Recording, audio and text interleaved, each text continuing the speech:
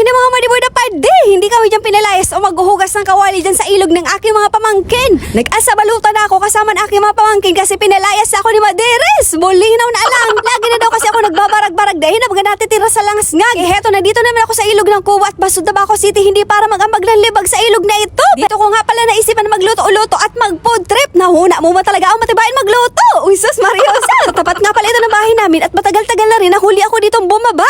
Lasa baba ko nga pala dito nung bagyong riming ang nag-arapaw baga iniyo taba-abaha. Ang lulutuin nga pala namin itong tira-tirang tinapay na gagawin naming pizza bread. At eto ang mga ingredients. Siyempre yaw ng tinapay, ang bunay ni Padi. Yes of course mga wala ba ang tomato sauce sa pizza at pineapple tidbits. At ang not virgin coconut oil. Ang may cheese pa pala niyan ay kulang na pahiling. Sa pamangkin ko na sa diyan pinag-iba ko tamo yahon baka iniyo nagburoblag da kami o sigulugod pahita baya. O pero day kulang sigurado kung makaunin ning duwa. It's a prank. O sa kawara na bagalaog sa bunay. Tadahin na baga nagkabiri Diyos. Mario Joseph. Masaya uno dyan sa bunay dyan sa tinapay. You have to blend 45 all the ingredients to collaborate all the flavors to each other. Kaipuan may dagit sa paghahalo para magkarurot na ang tinapay na iniyo.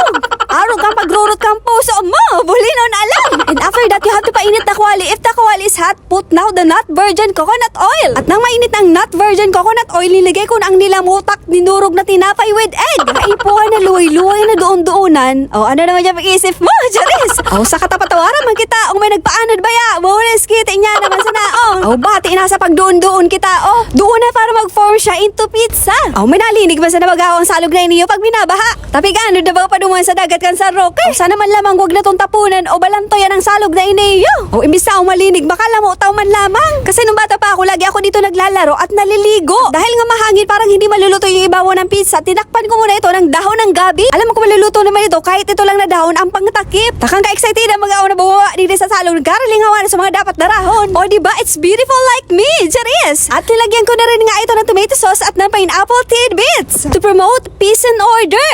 Charis, you have to put the pinya accordingly, properly, pistita, maura na naman baga at yan kay New Day pa tapos sa vlog, my goodness. Kaya naman minadali ko na yung paglalagay ta imbis sa pizza ito, baka maging sinabawang pizza pa. Oh my goodness. Dito kasi sa Bicol, hindi mo maintindihan ang panahon. Mainit, mauran. May kinasaladuang aswang. Charis lang, bi. At tinakpan ko ulit ito para matapos na ito kasi ipunaw na. So duwa ko bagang alalay na serum-serum. Syempre, of course, para mas lalong sumara pa ito, put the cheese. Na-request bagay niyo kanduang serum-serum na Sus Maria Joseph na pagbasaway baya. At tinakpan ko nga ulit ito para mag-melt na ang cheese. Aw, garo masarap man niyo sa paggiling-hiling ko. Huni baga ako sa duwang serum-serum na palak-palak na baga ta ipuno na dasinda. And shut up man sa duwang aking iniyo. And finally, mga madiwada pa din, naluto na tabi ang pizza bread. Aw, so nag-request pala dyan na maglamotaw ko dito sa salog. Bowling na una alang paano man kita kainin makalamotaw na hilinga baya ang hababawon baga ang tubig. Aw, garo na kita dyan ang bowling na nagpataw-pataw. Bowles na. Hindi naman sa pagmamayabang pero masarap at masustansya ang mga pananim ditong kangkong at gapi with special ingredients. Oh, pero secret sana ang ingredients ito ha. Dahil na pag-aralan. This is it. The pizza is already now cooked. Kunin na tabi ang pigtataram ang taranaan portion. Ano kaya kung masarap ito? First time ko pa naman itong lutuin. Base sa aking pangamoy, daig pa ang Angel's Pizza. Charis! Pig-slice ko na pala yan sa pizza habang may back-up dancer kita dyan sa likod. Nahuna mo talaga ang matibayin minasayaw. Tog-tog man. Charis! Mabuti lang kahit mahangin dito sa ilog ay naluto mang girara ini yung pizza bread. Ang marisa na nga nito nagkaunin ng duwata ang mga ibagagawin yan o masilan sa pagkaon. Aw garo sa hiling-hiling ko bako man gid masilan ang duwang iniyo ta hiling nga mabay ang lawas. Aw daraso kun baga. Hindi naman nasayang ang tira-tirang tinapay, pwede pa palang gawa ng paraan.